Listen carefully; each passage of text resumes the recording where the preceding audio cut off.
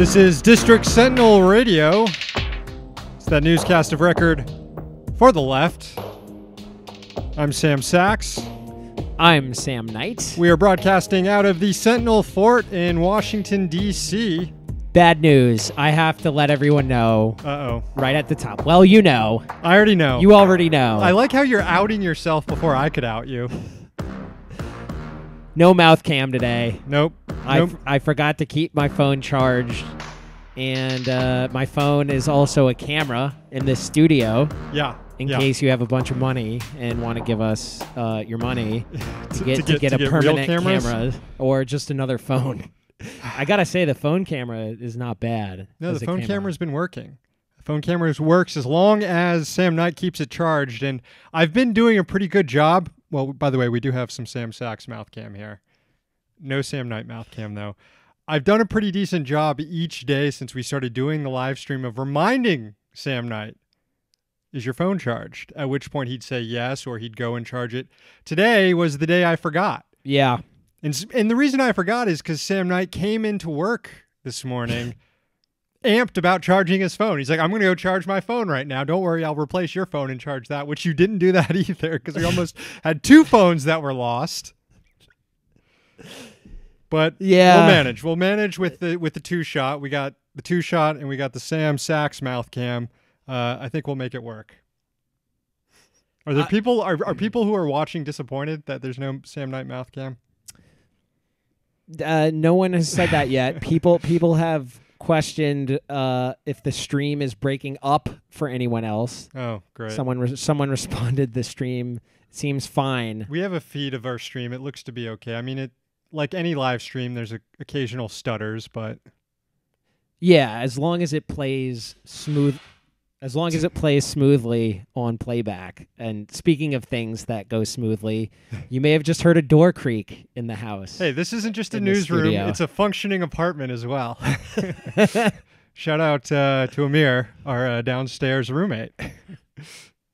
He says peace. Oh, what do we have in the news today? Looks like ICE is full of a bunch of serial killers and sexual predators.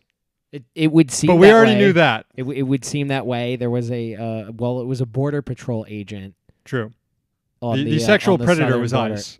Yeah. Well, they were both sexual predators, I think.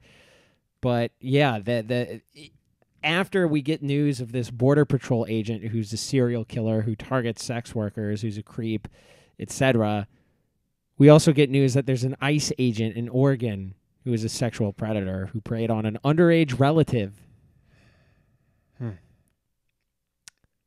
It's we need to shut down DHS until we figure out what's going on. I agree. I can get behind that. Also, other news that didn't quite make the news rundown. Elon Musk finally getting sued. This has been a long time coming. This related to the diver in Thailand who Elon Musk accused of being a pedophile and then threatened the guy to sue him, and now the guy's actually suing him. The best are the court filings in which I forgot the diver's name, but he's got a name. Find his name, Sam Knight. I've got it It right reminds here. me of what your next Twitter handle will likely be. Vernon Unsworth.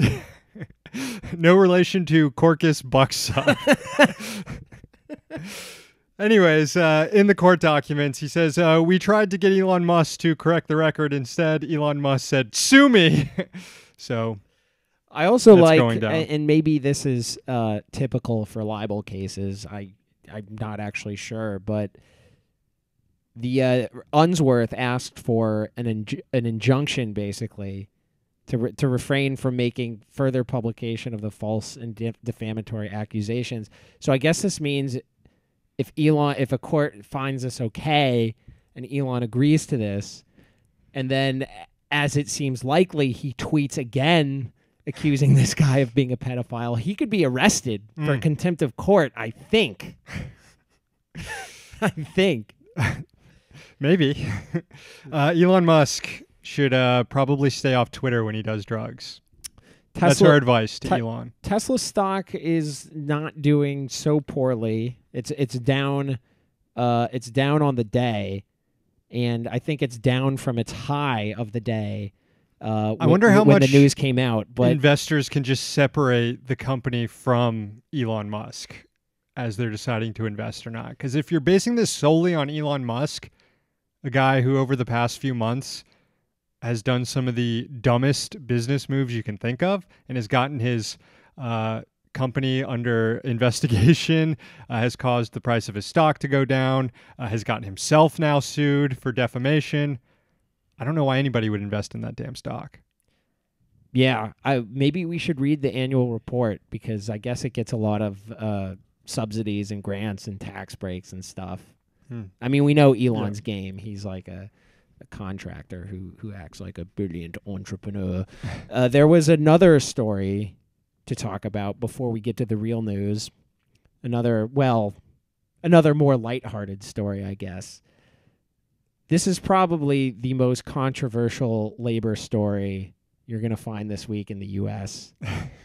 An NFL player retired at halftime. Hell yeah. Vontae Davis on the Buffalo Bills, defensive player, I believe. Yeah. He just says at halftime, fuck it, I'm done. Yeah, he said he was out there on the field and had a realization that he just doesn't have it anymore to compete and he shouldn't be out there. So he left at halftime. I mean, he's also playing for the Bills, which is the worst team in the league. No hope for success there, but it seemed to be a decision that wasn't motivated by his team's win-loss record, more so by his own personal performance, which better to leave now than to leave brain dead too late. Yeah, I mean, he's a 10-year vet. He's had, as anyone who's lasted that long in the NFL, he's endured a lot of pain and he's had a lot of surgery. So I said, you see the obvious like chuds who are like, oh, this guy's a fucking quitter.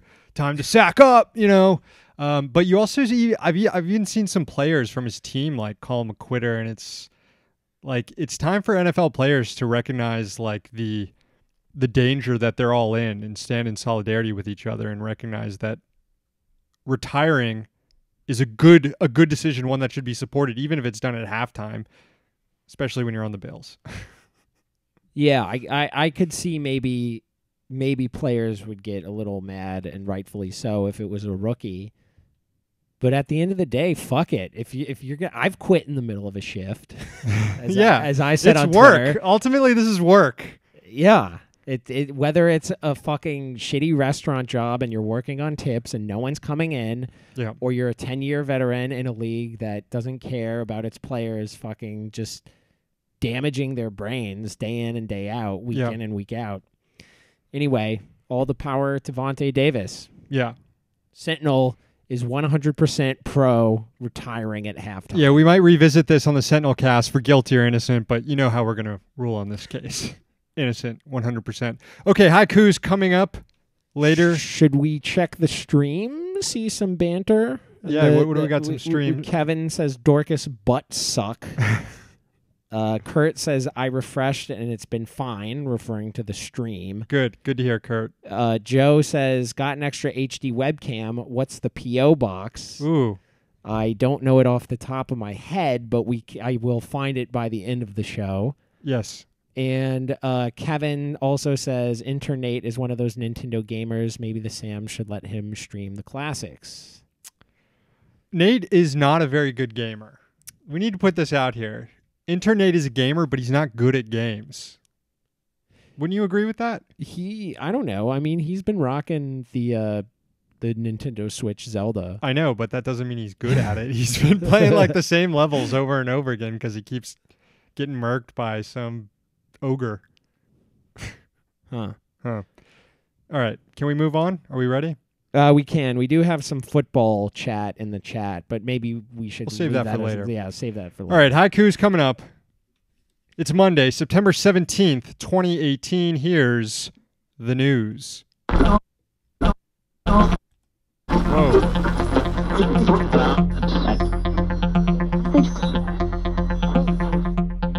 The claim that as a drunken high schooler, Brett Kavanaugh sexually assaulted a classmate is growing more and more credible. Over the weekend, the woman who informed Senator Dianne Feinstein via letter, as well as her Congresswoman Anna Eshoo via letter, of the allegations against Kavanaugh came forward publicly. Her name is Christine Blasey Ford, 51-year-old professor in California. And according to the Washington Post, her story is corroborated by two more pieces of evidence, one being notes from a 2012 therapy session in which Ford first revealed the attack, and two, the results of a lie detector test that she took on the matter, which she passed. During interviews on Monday, Ford's attorney claimed her client feared for her life during the attack and believes that Kavanaugh would have raped her if he was not too inebriated to take off her clothes. A pretty graphic, gruesome letter statement that Ford has released on the matter. Ford's attorney also said her client was willing to testify before the Senate Judiciary Committee. It's a big deal. Kavanaugh himself continues to deny the allegations. Conservatives can't seem to figure out how to defend him. They're vacillating between this didn't happen, which is what Kavanaugh's saying, and others saying, yeah, this happened, but it was such a long time ago, we shouldn't hold him accountable for any of this. Or people who are saying these things seem to be outing themselves as teenage rapists. Some of the more disturbing commentary has been from people who read the description as Ford has basically laid it out, which is pretty cut and dry, that this is sexual assault. And they read the description and say, oh, that's just teenage drunken seven in heaven. Yeah, hijinks. Which is a makeout game for people who don't know. Yeah, they see what's going on, and then they say, well, if imagine if somebody held what we did at age 17 and stopped us from getting a job. And it's like, yeah, they should if it's rape. Yeah. I mean, let's be clear. We should say some of the people who are actually saying this. We have @RedSteez on Twitter. Your boy. Rod Durr. Yeah. Who else is saying stuff like this? Radio Free Tom Nichols. Yeah. A lot of really gross dudes out there, and yeah, it's bad. It's bad. Bottom line here, though, is this could actually threaten Kavanaugh's Supreme Court nomination. Last week, Judiciary Committee Chairman Chuck Grassley scheduled a confirmation vote for Kavanaugh for this Thursday. That might not hold any longer. Grassley is already ceding to calls for follow-up investigations into the allegation, though he is resisting Democratic calls for new public hearings where you would have Ford and Kavanaugh side by side.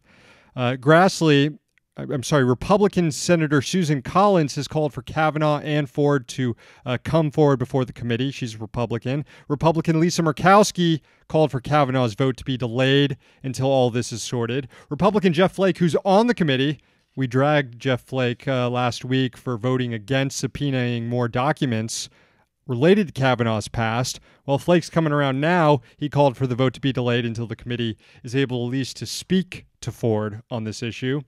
Then there are centrist Democrats like Joe Donnelly who look like they were getting ready to support Kavanaugh but are now calling for the process to slow down so that the allegations can be properly investigated. These are all votes that Mitch McConnell needs to pass Kavanaugh's nomination. Even Trump seems to recognize that this nomination might have hit some difficulties here and needs to be slowed down.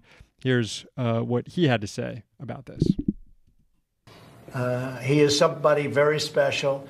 At the same time, we want to go through a process. We want to make sure everything is perfect, everything is just right. I wish the Democrats could have done this a lot sooner because they had this information for many months, and they shouldn't have waited till literally the last days. They should have done it a lot sooner. But with all of that being said, we want to go through the process. So he wants to go through the process, but he does raise a good point there. Dianne Feinstein has had this letter since July. What the hell took so long? I mean, shouldn't this stuff have come out in July? And you have to wonder if this would have come out at all had Ryan Grimm over at The Intercept not written a story about this. And to be clear, it was Feinstein not sharing the letter with her colleagues. Right.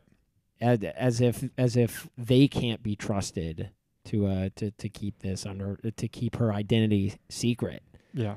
And what a mess. Well, it looks like that list of 65 women vouching for Kavanaugh in high school isn't aging well. In other news from the Senate, Democrats are calling on the National Labor Relations Board to scrutinize one of its Republican members' ethics practices yet again. The lawmakers said Trump appointee Bill Emanuel should not take any part in board rulings on a case involving workplace email. The matter involves a 2014 ruling. President Obama's NLRB decided that workers had the right to organize using company email outside of regular work hours. At the start of last month, however, Trump's NLRB said it would revisit this standard, inviting public comment on the issue.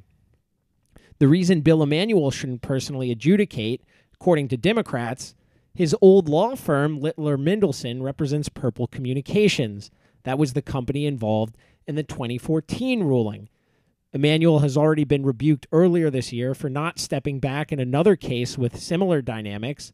The NLRB Inspector General said Emanuel shouldn't have taken part in a ruling involving the joint employer standard, something we mentioned on one of last week's shows. This was because Littler also represented a party with an interest in the outcome of the case. The board subsequently voted to reverse the decision, with Emanuel recusing himself. The Dem Sens who sent the letter today don't sound hopeful, however, that Emanuel will step back from the email matter. Quote, "The fact that member Emanuel participated in the notice and invitation to file briefs on a matter from which he should be recused is an ominous sign, indicating that the board has not and moving forward may not follow appropriate ethics rules and precedents in this case." End of quote. They also said Emanuel's old firm Littler benefits from the NLRB merely revisiting the email organizing standards set in the Purple Communications ruling, quote, "by casting a cloud of uncertainty over the holding, which Littler is now contesting in the Ninth Circuit Court of Appeals." Today's email was signed by Elizabeth Warren, Kirsten Gillibrand, Mazzy Hirono, Tammy Baldwin, and Cory Booker. Time for a quick break in the newscast where we thank the people who make this newscast possible, talking about you, our subscribers. It's time to read some poetry.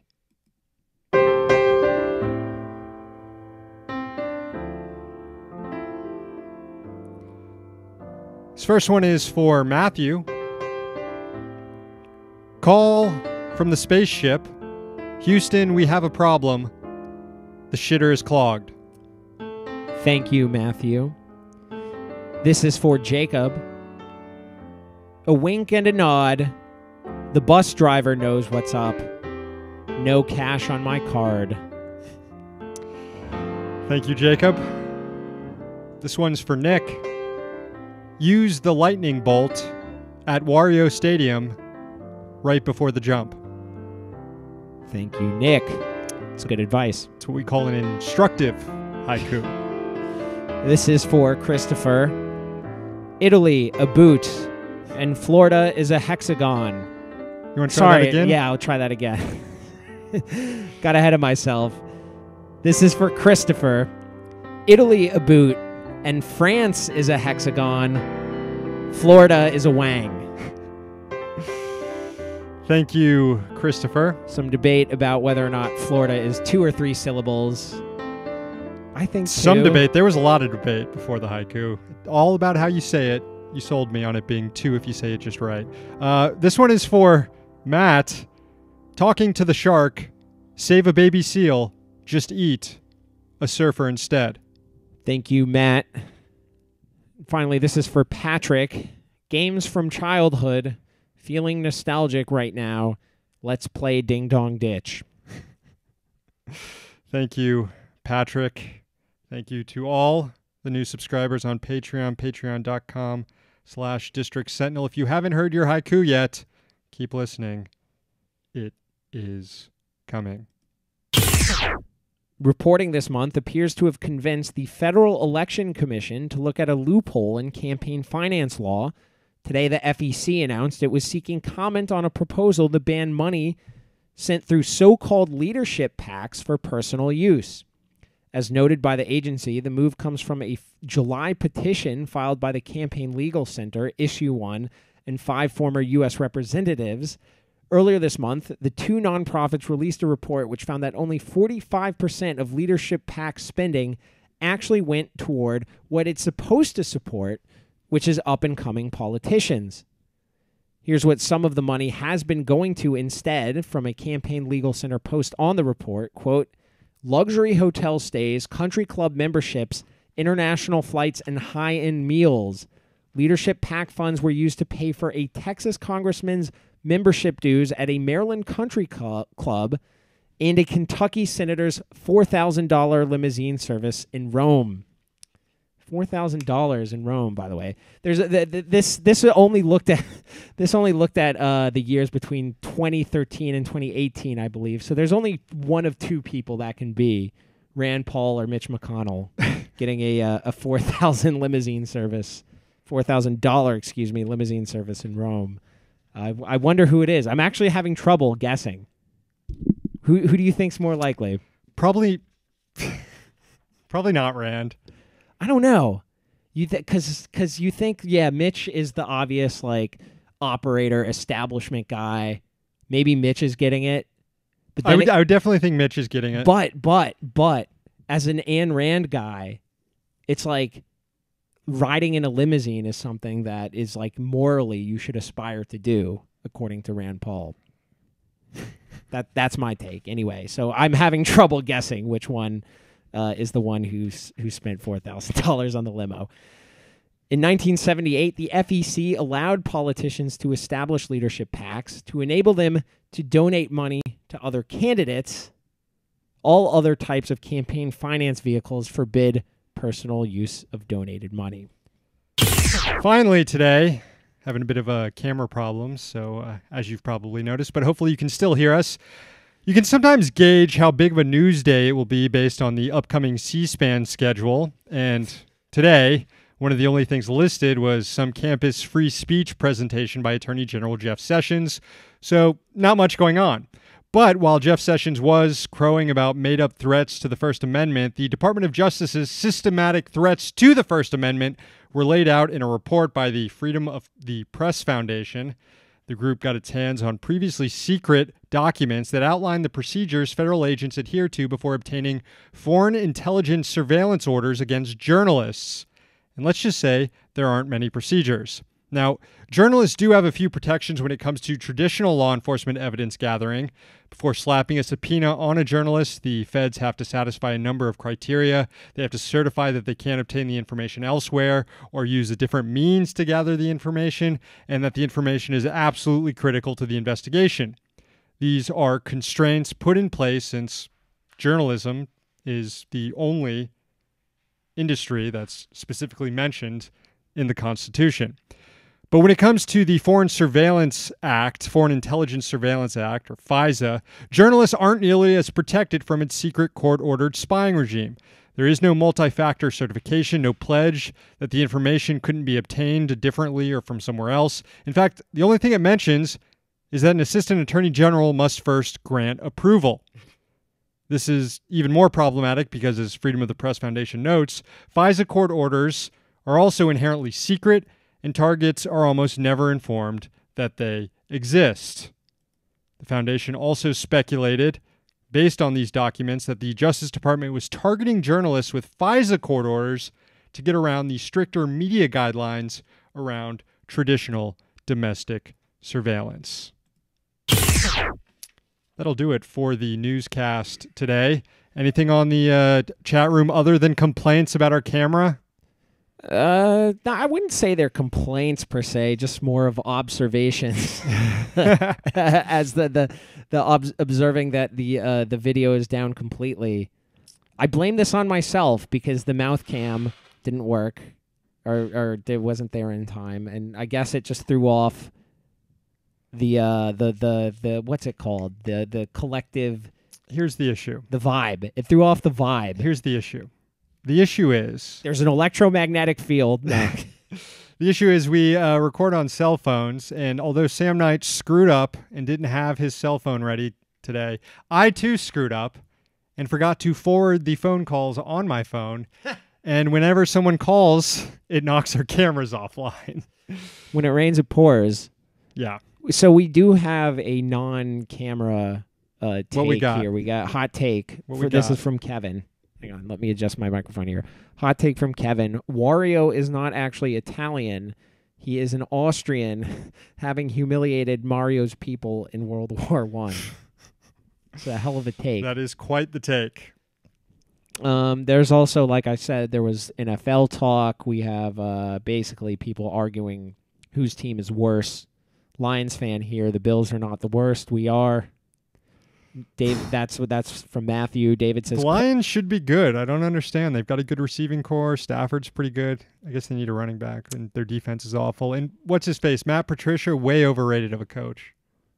Yeah, because he's a former Patriot. Anyways, so got me off a little bit there. Well, that's why we had to save it for the end, because we would definitely get sidetracked, and we did. We did.